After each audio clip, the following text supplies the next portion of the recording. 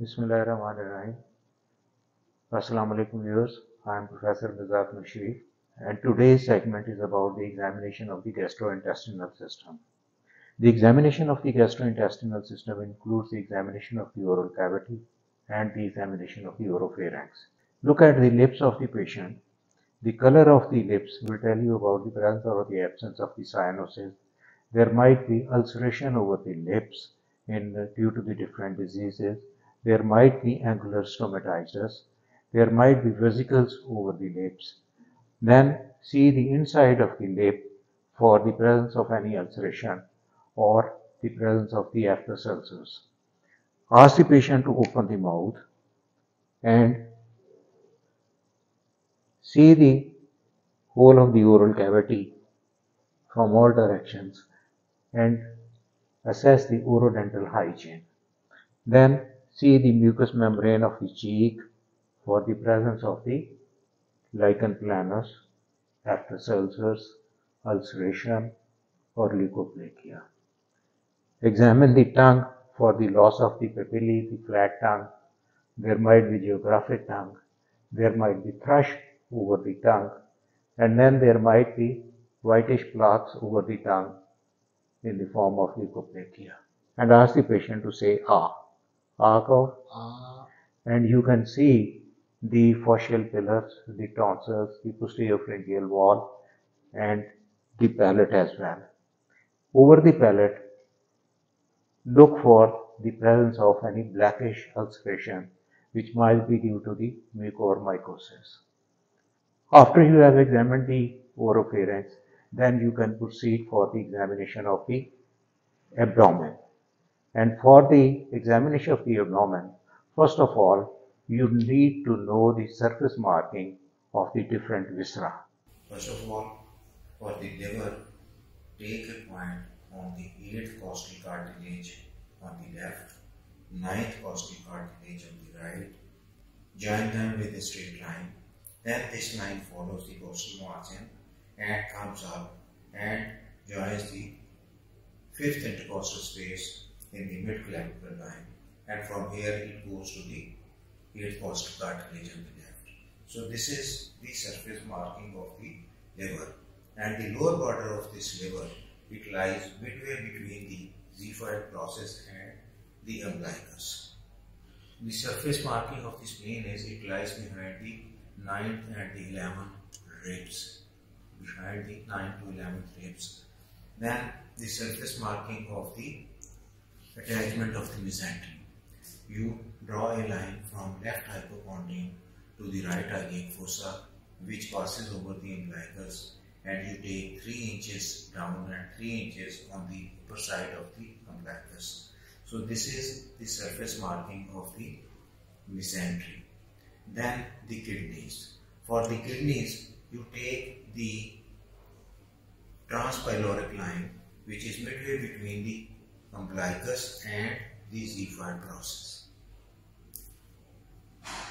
Here lies the hilum of the kidney, and you draw a line, vertical line on the both sides at 1 inch, 2 inch and 3 inches.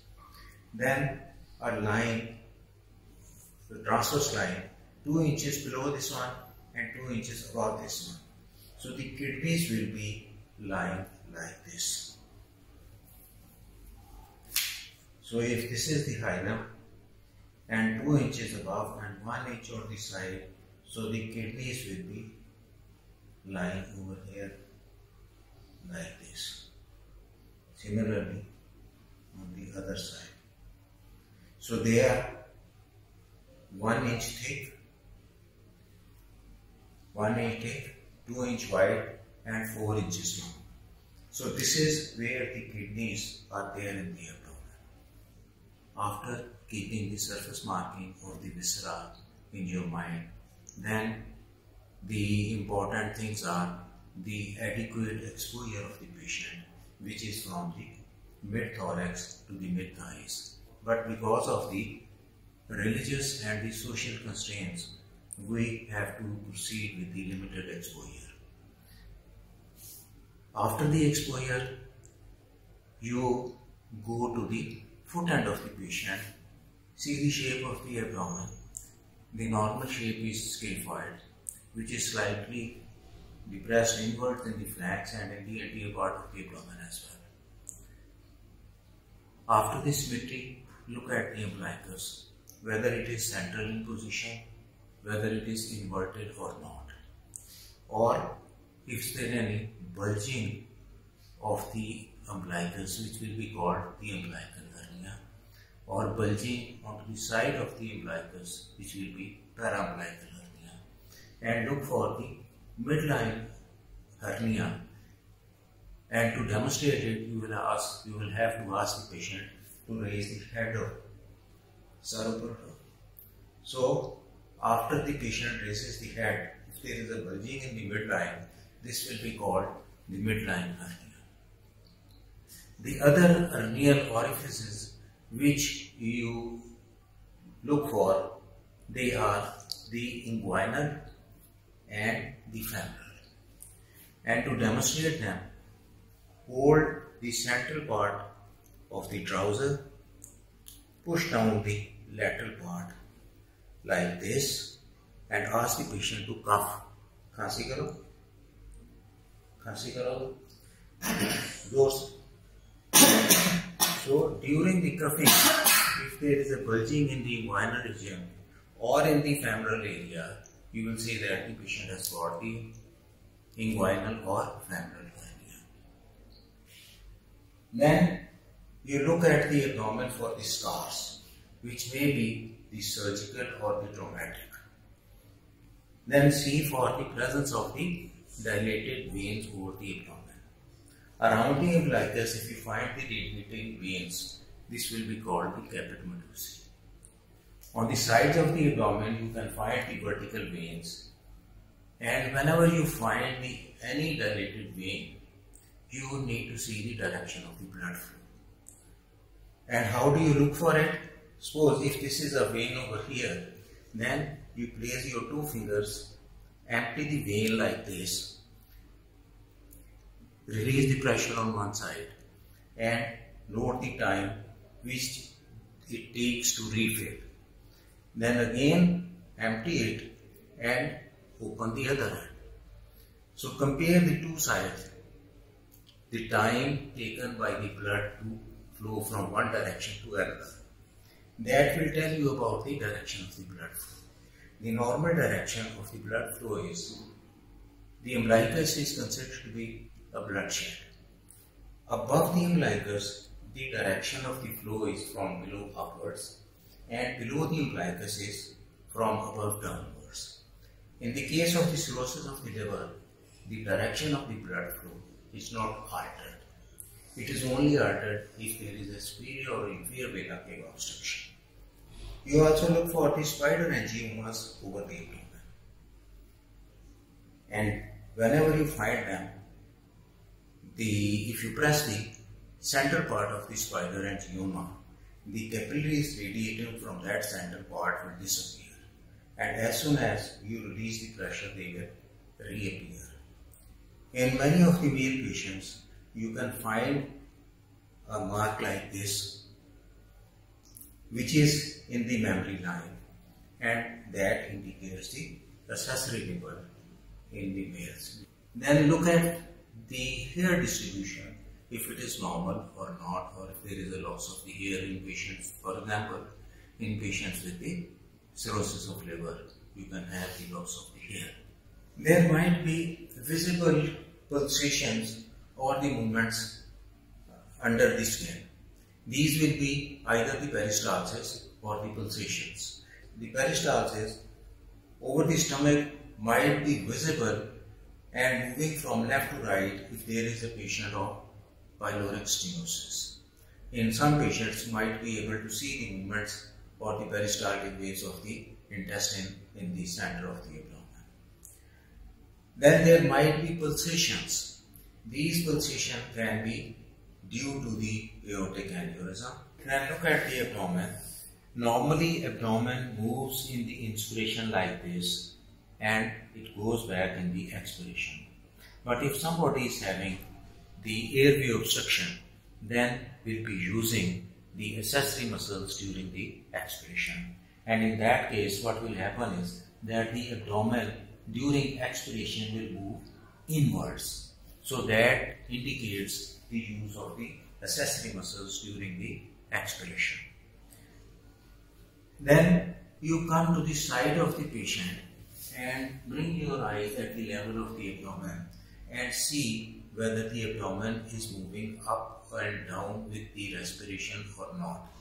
If the abdomen is not moving with the respiration, it will be called the silent abdomen, which indicates the peritonitis in the patient. After the inspection, we go to the palpation of the abdomen. And for the palpation of the abdomen, keep in mind what's the weather like. If it's a cold weather, then you will have to rub your hand against each other to warm them before you touch the patient. After that, you place your hand over the abdomen and slightly move it around. This is to acclimatize. After that, you do the superficial palpation. And for the palpation, you keep in mind the 9 quadrants of the abdomen. These 9 quadrants are by the 2 transverse lines and 2 vertical lines. 2 vertical lines are the 2 mid-clavicular lines, and the 1 transverse line is at the level of the transpyloric plane, and second is at the upper borders of the iliac crest. So this divides the abdomen into 9 quadrants, and you start from the left iliac fossa, go up to the left hypochondrium, epigastrium, and like this. For superficial palpation, you slightly press over the abdomen and gently rotate your hand and you look at the face of the patient. If there is no tenderness, then you can proceed to the deep palpation. And for the deep palpation, the purpose is to look for any mass in the abdomen. You can use your one hand or you can use your 2 hands. You place your second hand over the first one. Press it similarly the same way and the same sequence. You examine it in the same sequence as for the superficial palpation.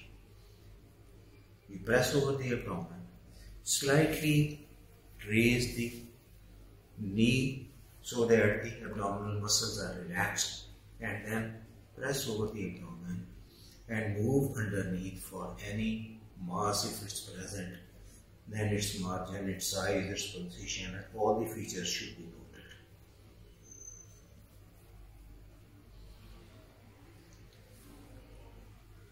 After the deep palpation, you come down to the palpation of the viscera. For the palpation of the viscera, you start from the liver, and the liver is to be examined in 2 segments, the right lobe of the liver and the left lobe of the liver. The lower margin of the right lobe of the liver is along the costal margin, and the costal margin is oblique.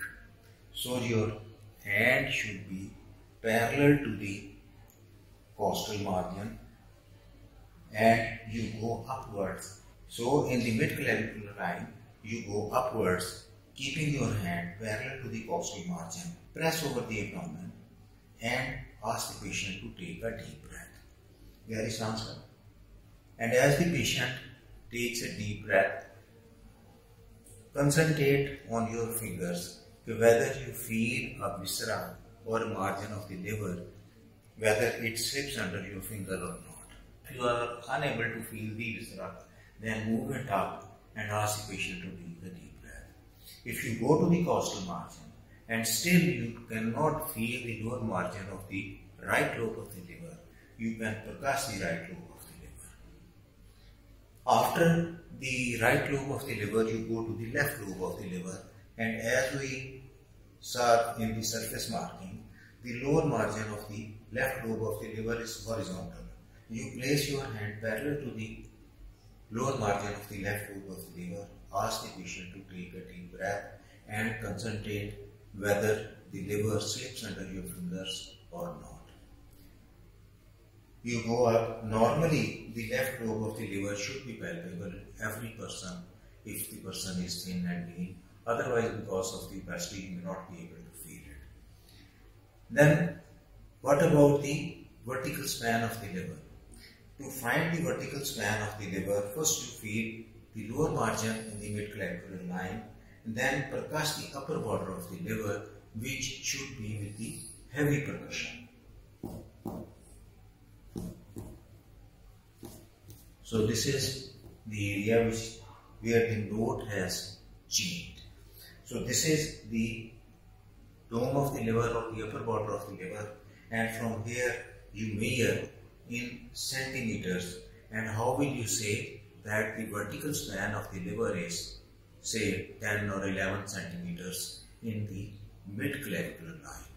Then if the left lobe of the liver is a smaller one, that will indicate that the patient's liver is shrunken.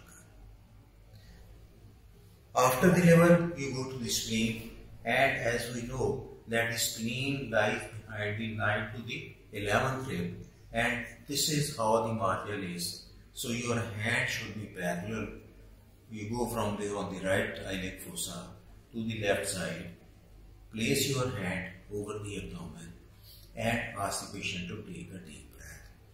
If you go close to the costal margin and still you are unable to feel the margin of the spleen, then place your left hand behind the rib cage or the lower part of the chest and push it anteriorly and press your fingers slightly below the costal margin and ask the patient to take a deep breath. Very सांस लें.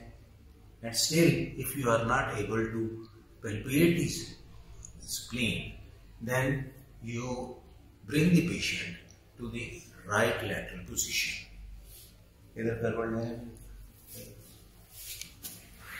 For that, the right hand should be under the head, the left hand over the buttock, the left leg fully flexed and the right leg fully extended, and slightly tilt the patient to the left side and ask the patient to relax the muscles. पेट बिल्कुल ढीला छोड़ दें. Again, place your left hand over the back of the chest, push it forwards, place your right hand under the costal margin and ask the patient to take a deep breath. And even if in this position you are not able to feel the spleen, you can safely say that the spleen is not palpable even in the right lateral position. And preferably when you are doing this, you should be at the level of the patient. After the palpation of the spleen, you palpate the kidneys of the patient. Now, as we said earlier, that the kidneys are over this part. They are not over here. So many of the students, they just start palpating in the lateral part of the abdomen. So the kidneys are over here. Place your hand like this, and with each expiration, push it into the abdomen and maintain that pressure. When you are no more able to go deep into the abdomen, then place your hand over the back of the abdomen, push it anteriorly and feel with the right hand if you can palpate the kidney underneath or not.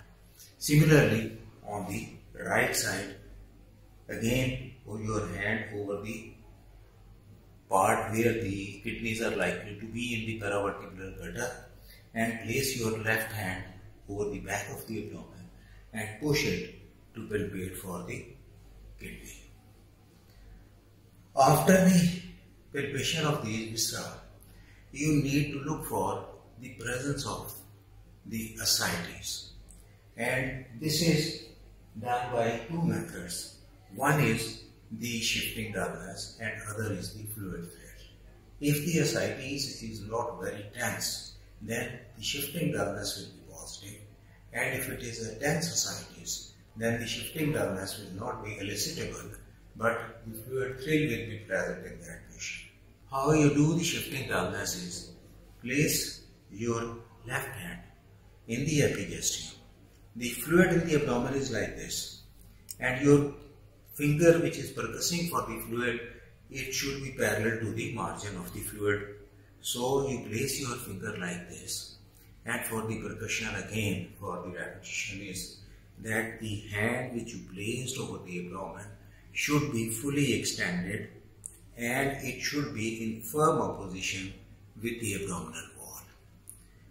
While the hand with which you are going to percuss, the little finger should be flexed, the ring finger should be flexed, the thumb foot should be fully extended, and the index finger should be fully extended, and make them stiff, so that when they become stiff, this will automatically come to the 90 degrees, and the movement should be at the wrist joint.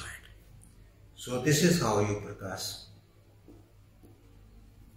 You come down, and this is to see the midline dullness, if it's present or not. The midline dullness in the case of male may be due to the distended bladder, while in the case of female it may be due to the gravid uterus or the ovarian mass. So if you are able to demonstrate a midline dullness, think about these differentials, and in that case, when you will percuss to the side of the abdomen, it will become resonant in the flanks. But to demonstrate the shifting dullness, how far you should go down is up to the hypogastrium. And if not hypogastrium, to the area where you find the dullness. Then you come to the central part of the abdomen, which is the highest part of the abdomen. Over there, you change the direction of the finger, because now you have percussed the lateral margin of the fluid. So you place your finger like this, percuss over it, go to the flank, and if there is no dullness, then you stop and say that the shifting dullness is not present. But if it becomes dull, then you don't lift your hand, keep it over there, ask the patient to turn to the opposite side. Wait for a minute so that the fluid in the cavity that gravitates down, and then you percuss from above downwards towards the umbilicus. Now the central area, which was previously resonant, now if it becomes dull, that indicates the dullness in the flanks has shifted to the center of the abdomen. So this is the shifting dullness. See there? After, if the fluid is under tension or tense fasciitis is there, then the fluid thrill will be present in the patient. And how do you perform the fluid thrill is that you ask the patient to keep the hand in the center of abdomen like this, or you can take the help of somebody else. Place one hand over the abdomen and tap on the other side. Why you keep this hand in the center is that the vibrations of the tapping, they are not transmitted through the abdominal wall to the other side. And one important thing to be kept in mind is that in a patient where you find the distension of the abdomen and you find the ascites, then the plan for the examination of the viscera is altogether changed. And that change is the examination of the viscera is then done by the dipping method. Now what is the dipping method? You place your hand over the abdomen. You can use your one hand or you can use your two hands like this. You press over the abdomen with a jerk and you keep it pressed. You don't release the pressure. Now, what will happen if there is a viscera under the ascites? When you press your hand, suddenly it will go deep into the ascitic fluid and it will strike the viscera. Now that viscera will go deep into the ascitic fluid and come back and will again strike your hand. And if you don't feel anything, you can move upwards till you are able to find any viscera because of the dipping method. This will be for the spleen. Similarly, for the liver, you place your hand where you want to look for the liver, press it, keep it pressed and feel for the striking with the viscera and then coming back and striking your finger again. So this sequence is followed in patients where the ascites is present. To palpate the gallbladder, the point is the ninth costal cartilage on the right, and over here you can palpate it, and to check for the Murphy's sign, for the succussion splash, you place the stethoscope over the epigastrium, you hold the abdomen and you move it like this, and if a fluid or a gastric contents they are present in the stomach, then you will hear the splash with the stethoscope. This is for the examination of the front of the abdomen. Then we go to the percussion of the abdomen. And in the percussion, one is to look for the presence of the fluid in the peritoneal cavity, that is the shifting dullness. Then you can percuss the lower border of the right lobe of the liver, left lobe of the liver, and the spleen, and over any viscera. For the right lobe of the liver, your percussion should be the mid-clavicular line and the finger should be parallel to the costal margin. You percuss it like this and you move up. For the left lobe of the liver, the finger should be parallel to the lower margin of the liver and you move up. Here where you find the dullness. For the spleen, again the finger should be parallel to the margin of the spleen and you percuss it. So this is for the percussion of the spleen and the liver. And for the upper part of the liver, we have already discussed. In the percussion, there is another thing which is the percussion tenderness, which is there in the liver because of the, if there is a liver abscess or maybe a mass in the liver. And the method is, first you do it on the left side, you place your fingers over the lower part of the chest and you percuss, with the fist, you strike your hand. In a normal, if it's normal, the facial expression will not change. And then you come to the right side, place your hand and do like this. So if you look at the face of the patient, if there is a change in the expressions, then that indicates that the percussion tenderness is positive. After the percussion tenderness, you go to the auscultation of the abdomen. In the auscultation of the abdomen, the most important is the vowel sound. You should hear at least for 3 to 5 minutes before you say that the vowel sounds are not audible. Apart from the vowel sounds, what else you can listen over the abdomen is the venous sound in patients with the cirrhosis of liver. And this will be in the line between the umbilicus and the ninth costal cartilage. So this line, under this line you can listen to the venous sound, and this will be a sound just like buzzing of the bees, like that.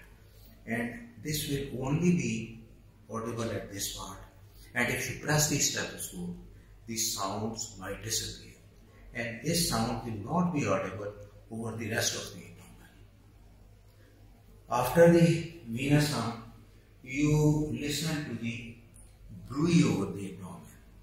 The bruit over the abdomen might be vascular because of the aorta and the renal artery stenosis, or it may be over the liver because of the vascular mass like the hepatocellular carcinoma.